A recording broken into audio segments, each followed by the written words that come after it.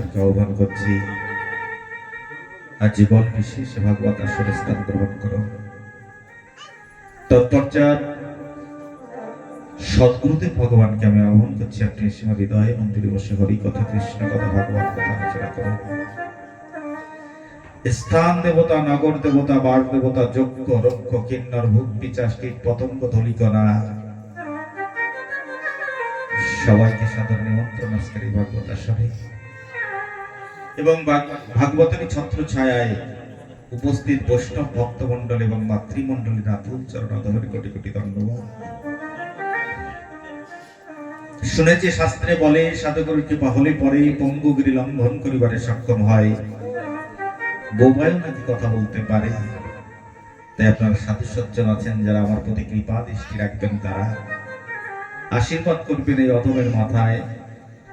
আপনাদের আশীর্বাদ শিরোধার্য করে আমার বাকি জীবনটা যেন হরি কথা, কৃষ্ণ কথা, ভাগবত কথার ভিতর থেকে অতিবাহিত হয়ে যায়, এই প্রার্থনা রাখি আপনাদের রাঙা পায়।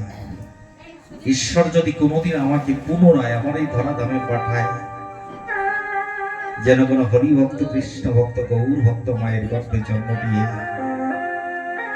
আপনাদের মতো হরি ভক্ত, কৃষ্ণ ভক্ত, গৌর ভক্তের চরণ ধুলিতে যেন আমাকে বঞ্চিত না রাখে, এই প্রার্থনা করেই প্রবেশ করছি সেই শ্রীমদ্ ভাগবত মহাপুরাণের ভিতরে। যতটুকু সময় আমরা সেই হরি কথা, কৃষ্ণ কথা রস আস্বাদন করব, সবাই একাগ্র চিত্তে ধৈর্য সহকারে আমরা শ্রবণ পান করব। কেন কি জানেন,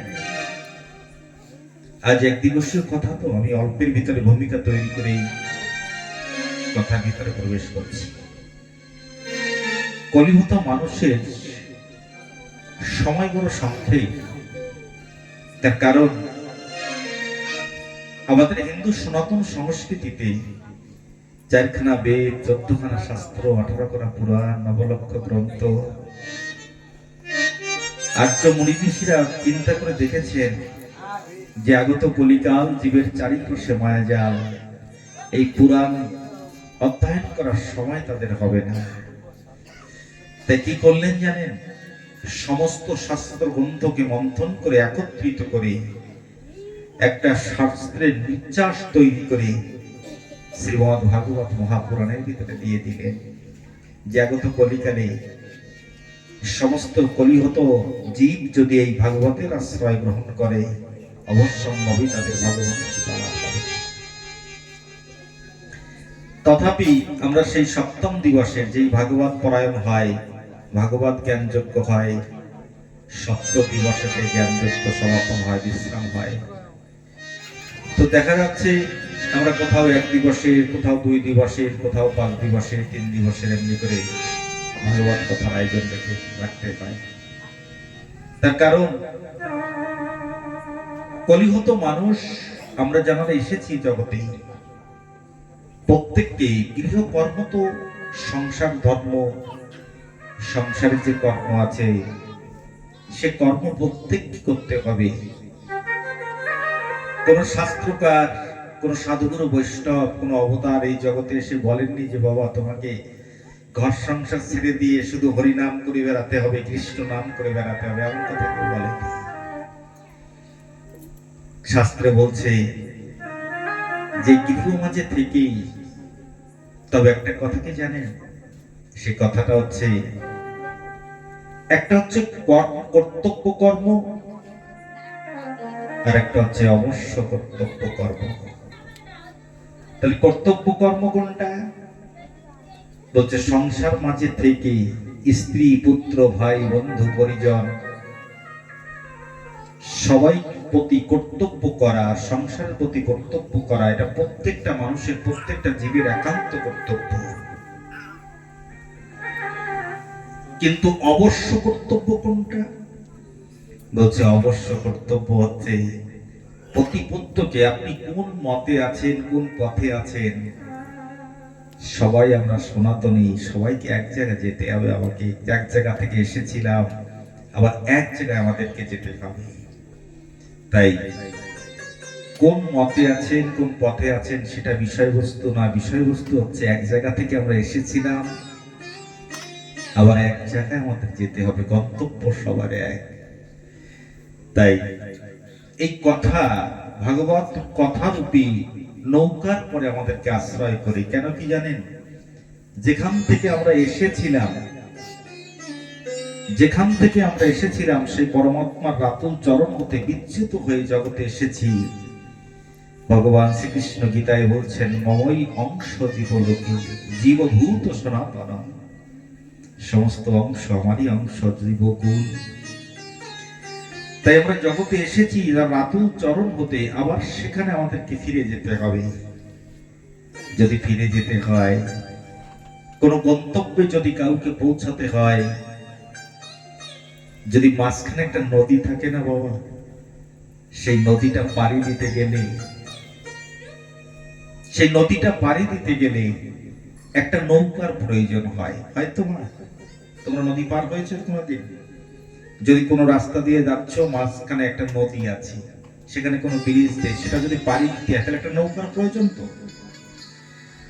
আচ্ছা, নদীর পাড়ে গিয়ে তোমরা উপস্থিত হলে,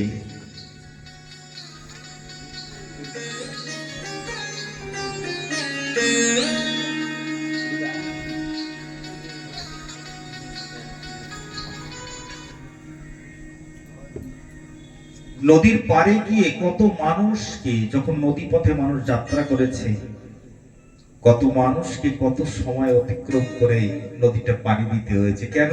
যতক্ষণ পর্যন্ত মাঝি না এসেছে ততক্ষণ কি পার হওয়া গেছে না? যায়নি। তাহলে নদীটা পাড়ি দিতে গেলে আমাকে একটা নৌকার প্রয়োজন আছে। নৌকা ছাড়া আমি ওপারে যেতে পারবো না। আচ্ছা, নৌকা আছে ঘাটে, আপনি নৌকায় উঠে বসেছেন, পাড়ি দিতে পারবেন কি? পারবেন না। একজন সুদক্ষ মাঝির প্রয়োজন আছে। তাহলে মাঝি, নৌকা, নদী, তিনটে কথা আমি তুলে ধরলাম আপনাদের সম্মুখে। কেন বললাম জানেন? সবাই একটু হৃদয় করতে হবে, কথাটা খুব মার্মিক কথা। আমরা যে পরমাত্মা রাতুল চরণ থেকে, সেই পরমের থেকে আমরা জগতে এসেছি বিচ্যুত হয়ে, সেই জায়গা থেকে আর এই জায়গার মাঝখানে যে জায়গাটা, সেই জায়গাটার নাম সাধু মহাত্মারা ভব নদী বলে আখ্যায়িত করেছে। তাহলে যেমন একটা নদী পাড়ি দিতে হলে আমাকে একটা নৌকার পরে বসতে হবে, তাহলে যদি আমি জিজ্ঞাসা করি, যদি সেই ভব নদী পাড়ি দিতে গেলে আমাকে কোন নৌকায় বসতে হবে, আমরা জানি তো সবাই? যদি না জানি, তাহলে আজই ভাগবত কথা থেকে জেনে যাব। আমাদের প্রতিপত্তকে হরি কথা, কৃষ্ণ কথা, ভাগবত কথা রূপে নৌকার পরে আশ্রয় নিতে হবে। নৌকাটা পেলাম তো, কোন নৌকায় বসে আমরা সেই ভব নদী পাড়ি দিতে পারবো। তাহলে হরি কথা, কৃষ্ণ কথা, ভাগবত কথা রূপে নৌকার পরে বসে, তাহলে নৌকা পেলাম, ভব নদী পাড়ি দেওয়ার জন্য নৌকা পেলাম। মাঝি কে হবে মাঝি? যেমন ঘাটে গেলে একজন মাঝি আমাকে নৌকার করে করে ওপার পার করে দেয়। ভব নদী পাড়ি দিতে গেলে আমার মাঝি কি হবে জানেন? আমার মাঝি হবে সৎ গুরুদেব। গুরু ভিন্ন কোনো কার্য সম্পাদন হয় না এই জগতে। গুরু ভিন্ন কোনো কার্য সম্পাদন হয় না বাবা। জাগতিক যদি কোনো কর্ম করেন, আধ্যাত্মিক কোনো কর্ম করেন না কেন, একমাত্র গুরু কান্ডারি যদি হয়, তাহলে সেই ভব নদী পাড়ি দিতে গেলে আমার যে সেই গুরুদেব আছে, সেই গুরুদেবকে যদি আমি কান্ডারি তৈরি করি, বলতে পারেন, তাহলে আমরা যে নৌকা পাড়ি দিই, পাড়ি দেওয়ার পরে মাঝির হাতে একটা সম্বল আমাদেরকে দিতে হয়, তাই না? দেন তো পয়সা। তাহলে সে ভব নদী যখন পার করে দেবে, কি সম্বল দেবেন তার কাছে? সাধুগুরু বৈষ্ণব বলছে, হরিনাম কৃষ্ণ নাম। এই হরিনাম আর কৃষ্ণ নামের যে বল, যে সম্বল, সেই নামের সম্বল দিয়ে আমাদেরকে পাড়ি দিতে হবে। তাই আসুন আমরা সকলেই এই এক দিবসীয় কথায় আসন গ্রহণ করেছি, ভাগবতের ছত্র ছায়ায় আমরা স্থান গ্রহণ করেছি। আমরা সেই হরিকথারূপ নৌকার পরে বসেই আমরা হরিনামের বল নিয়ে, হরিনামের করি নিয়ে আমরা ভব সিন্ধু যেন পাড়ি দিতে পারি। বলো রাধে রাধে রাধে রাধে। তাই এই জন্য প্রত্যেকটা মানুষকে অবশ্য কর্তব্যের ভিতরে প্রবেশ করতে হলে প্রত্যেকটা ভক্তকে অবশ্য কর্তব্য হচ্ছে সে হরিনাম, কৃষ্ণ নাম এবং গুরুকে কান্ডারি করা। গুরুকে কান্ডারি করে একদিন ভব নদী পাড়ি দিয়ে যেন যেতে পারি, এই চিন্তা করেই প্রত্যেকটা মানুষকে অবশ্য কর্তব্য করতে হয়। আমরা কি করি জানেন? আমরা বছরের মাথায় ধর্ম নিত্য না নৈমিত্তিক? আমরা নৈমিত্তিক করি। কেমন? বলে বছরের মাথায় একবার, 6 মাসের মাথায় একবার। ধর্মটা নৈমিত্তিক নয়, নিত্য, প্রত্যেক দিনের জন্য ধর্ম। তার কারণ প্রত্যেক দিন তাকে ডাকতে হবে। যদি একটা মানুষের বা একটা জীবের এই জগতে প্রত্যেক দিন যদি ভোজন না করলে নাই, তাহলে ভজনও প্রত্যেক দিন। কিন্তু আমাদের মতো কত মানুষ বলে যাচ্ছে, কত মানুষ বলে যাচ্ছে করছি তো। এবার কেউ যদি না করছে, মনে করবেন আমি করছি বা না করছি, কে দেখছে আমাকে? এই জগতে কেউ কাউকে দেখতে পায় না, যারটা তাকেই দেখতে হয়। যার উদ্ধার না এই জগতে তাকে করে যেতে হয়। তার কারণ যদি ভাগবতের একটা মাহাত্ম্য কথা শুনুন, সেই ভাগবতের মাহাত্ম্য কথা কি জানেন? যদি আপনারা কেউ জগৎবন্ধু সুন্দরের কথা কেউ শ্রবণ করে থাকেন, সেই জগৎবন্ধু সুন্দর একদিন একটা বনের ভিতর থেকে 4-5 জন শিষ্যকে সঙ্গে করে নিয়ে রওনা করেছে। যখন 4-5 জন শিষ্যকে রওনা করেছেন, ওই জঙ্গল হতে একটা শূকর দৌড়াতে দৌড়াতে দৌড়াতে দৌড়াতে এসে জগৎবন্ধু সুন্দরের পায়ে মুখটা ঘষছে আর কি যেন বলতে চাইছে। গুরুদেব তখন কি করলো জানেন? ওই যে 5 জন শিষ্যকে নিয়ে জগৎবন্ধু সুন্দর যে জঙ্গলের পথে রওনা করেছেন, হাত ছানি দিয়ে অভয় দান করলেন। যখন অভয় দিলেন, মস্তকটা অবনত করে শূকর চোখের জলটা ফেলতে ফেলতে আবার পুনরায় বনের ভিতরে প্রবেশ করে গেলেন। যখন বনের ভিতরে প্রবেশ করে গেলেন, কিছু দূর অগ্রসর হওয়ার পরে ওই শিষ্যগুলো, ওই শিষ্য কয়েকজন জগৎবন্ধু সুন্দরকে জিজ্ঞাসা করছে, প্রভু ওই জঙ্গল হতে একটা শূকর দৌড়াতে দৌড়াতে এসে আপনার চরণ পরে যেন কি বলে গেল, আপনি তাকে অভয় দিলেন, কি কথোপকথন হলো একটু বলবেন? জগৎবন্ধু সুন্দর ডাক দিয়ে বলছে, ওরে এই পূর্ব জন্মে আমার একজন শিষ্য ছিল জানিস। কথাটা শোনা মাত্র সবাই রোমাঞ্চিত হয়ে গেলেন, শিহরিত হয়ে গেলেন। পূর্ব জন্মে আপনার শিষ্য ছিল? বলে হ্যাঁ। বলে একটা নিকৃষ্ট কর্ম করার জন্য শূকর কুলেতে জন্ম হয়েছে, কিন্তু পূর্ব জন্মে ভাগবত শ্রবণ করত, হরি কথা ভালোবাসত। সে হরি কথা ভাগবত কথা রূপী সুকৃতির ফলে আজ আমি যখন যাচ্ছি, ও চিনতে পেরেছে আমি যে ওর গুরুদেব।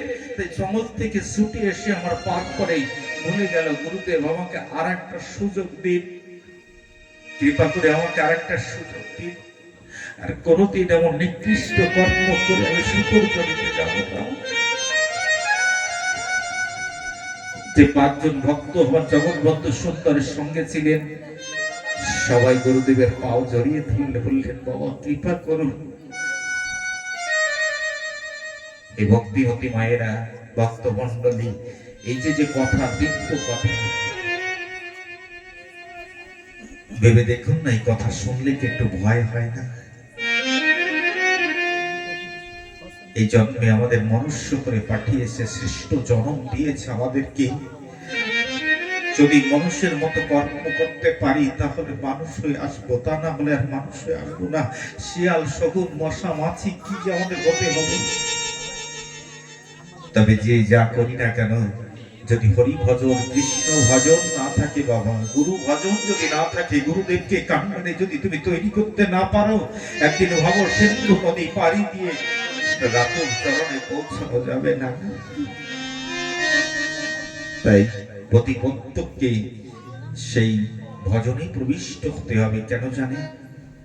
এই মনুষ্য জন্ম একমাত্র ভজনের জন্য। গোবিন্দ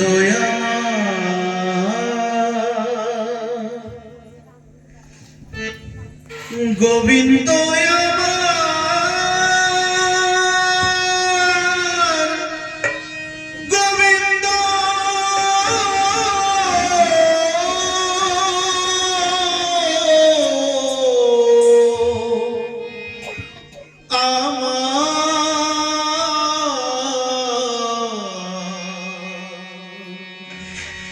গোবিন্দ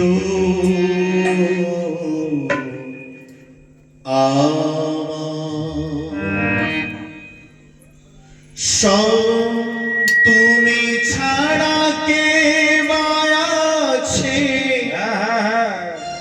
তুমি ছাড়া কে আছে এই দুনিয়া। সবই কিছু সপিয়াছি তব রাঙা পায়ে, সবই কিছু সপিয়াছি তব রাঙা পায়ে। গোবিন্দ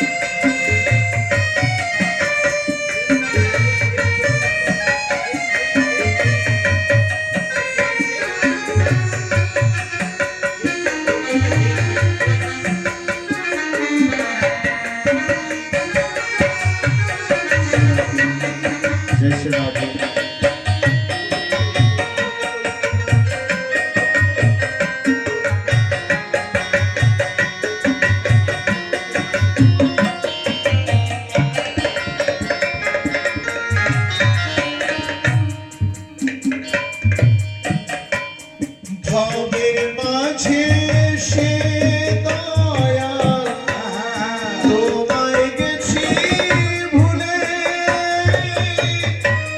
জীবন তোরির মাঝে তুমি তারা কুলে দয়াল তারা কুলে।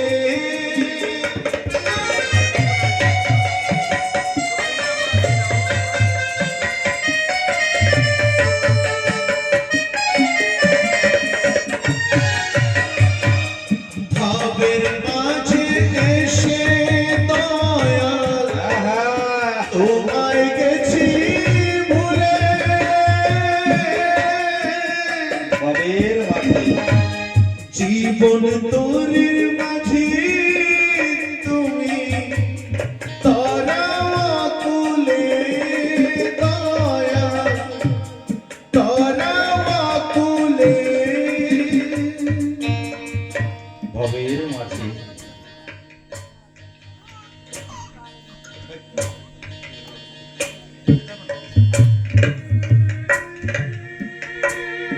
গান আমরা শুনি, তাই না? গান শুনে কত আনন্দ পায় এই জগতে,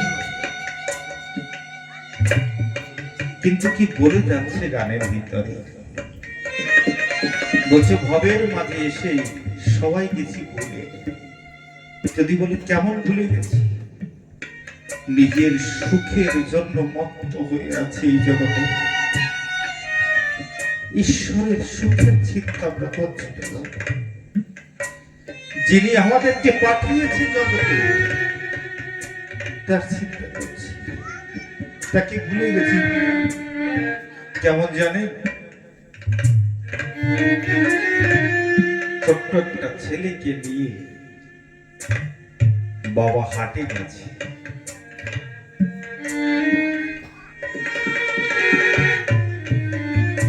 হাটে গেছে, হাত ফসকে ছেলেটা হারিয়ে গেছে। যখন হাত ফসকে ছেলেটা হারিয়ে গেছে, কান্না করে বেড়াচ্ছে, বাবা বাবা বলে কান্না করে বেড়াচ্ছে। এক দোকানের সম্মুখে গিয়ে দাঁড়িয়ে যখন কান্না করছে, বাবা দোকানদার ডেকে বলছে, কান্না করছিস কেন রে? বলে, আমার বাবা হারিয়ে গেছে।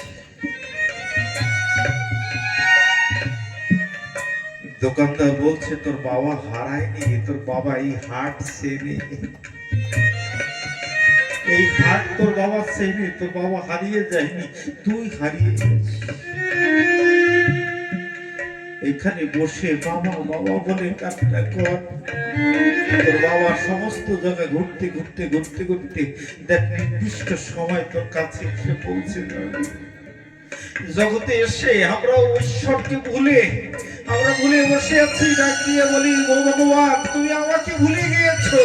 ভগবান আমাকে ভুলে যায়নি, আমরা ভগবানকে ভুলে গেছি।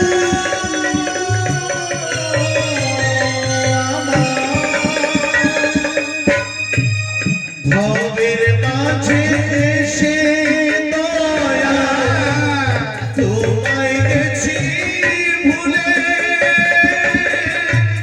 জীবন তোরের মাঝে তুমি তলা ভুলে, তলা ভুলে। দিনে দিনে কবে একদিন, দিনে দিনে কবে একদিন বেলা ডুবে যায়। সবই কিছু সপিয়াছি তোরা, সবই কিছু সপিয়াছি তোরা। গোবিন্দ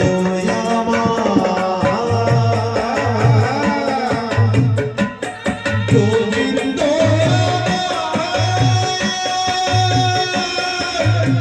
গোবিন্দ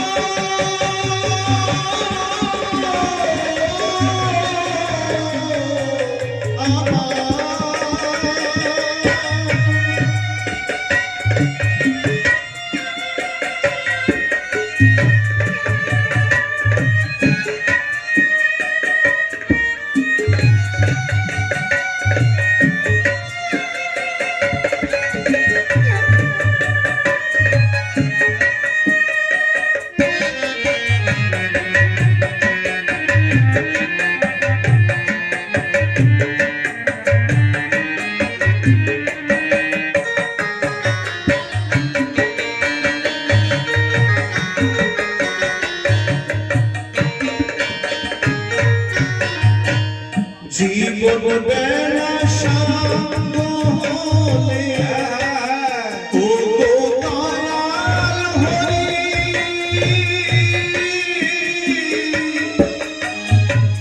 কৃপা করে দিও আমায়, তব চরণ তোরি দয়াল, তব চরণ তোরি।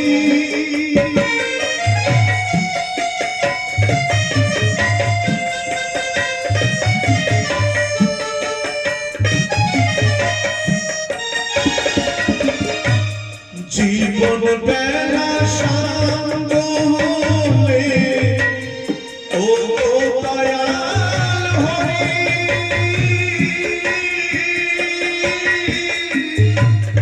কৃপা করে দিও আমায়,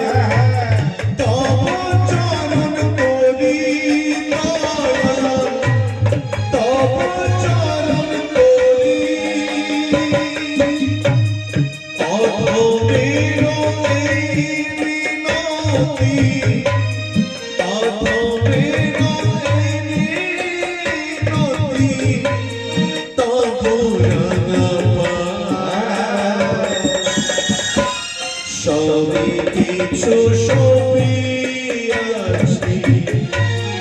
আমি আজ তোমার, সবই কিছু সপিয়াছি আমি তোমার।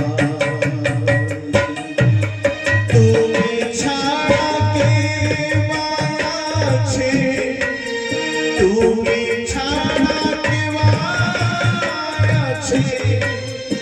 এই দুনিয়া সবই কিছু সপিয়াছি তোরা, সবই কিছু সপিয়াছি তোরা। গোবিন্দ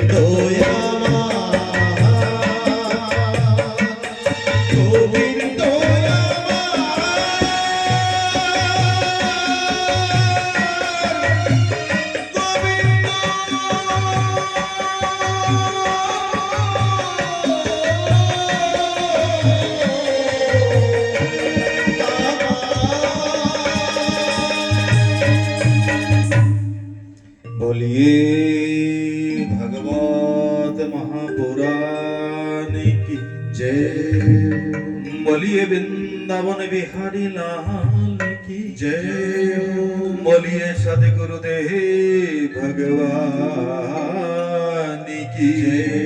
प्रेम से बोला जय जय श्री राधे श्याम। हे भक्त मंडली मातृमंडली, যে গানখানা আমরা শ্রবণ করলাম, তুমি ছাড়া কেউ নাই, সে কথা আমি আগেই বলেছি। এই জাগতিক জগতে যে কথা আমি আপনাদেরকে শোনালাম এত সময়, প্রত্যেকটি কর্ম করে যেতে হবে। তাই সংসারের মাঝে যে কর্তব্য কর্ম আছে, প্রত্যেকটি সেই কর্তব্য কর্ম আমাদেরকে করে যেতে হবে। কিন্তু অবশ্য কর্তব্য হচ্ছে ঈশ্বরকে ডাকা, গুরুকে কেন্দ্র করে গুরুর দেওয়া নাম নিয়ে অবশ্যম্ভাবী গোবিন্দকে ডাকা, তাকে ভজন করা, তাকে পূজন করা, তাকে অর্ঘ্য নিবেদন করা, তাকে ভালোবাসা। আমি সাধন ভজনের কথা বলবো না, তাকে ভালোবাসার কথা বলবো। তার কারণ যেমন জগতে কেউ যদি কাউকে ভালোবাসে, দেখুন আমি একটা দৃষ্টান্ত দিয়ে যাই আপনাদের কাছে।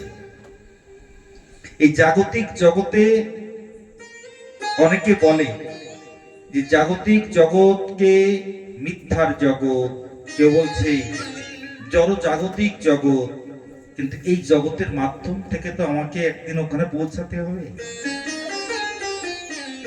স্ত্রী পুত্র মাতা পিতা সবাইকে প্রতি কর্তব্য করে অবশ্য কর্তব্য করতে হবে, ঈশ্বরকে ডাকা। কিন্তু আমরা কি করি জানেন, যে ঈশ্বর আমাদেরকে এই জগতে পাঠালেন, যার কৃপায় এসেছি জগতে, আমরা তার সঙ্গে প্রতিশ্রুতিও দিয়ে এসেছিলাম মাতৃ জঠরে, কিন্তু সেই প্রতিশ্রুতিও ভুলে গেলাম জগৎ মায়ায় সংসারে এসে। তাই না?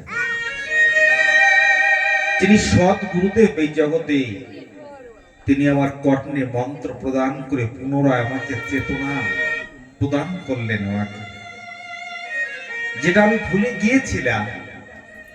শাস্ত্রে বলে জীবের নিস্তার লাগি নন্দ সুত হরি, ভুবনে প্রকাশ হন গুরু রূপ ধরি।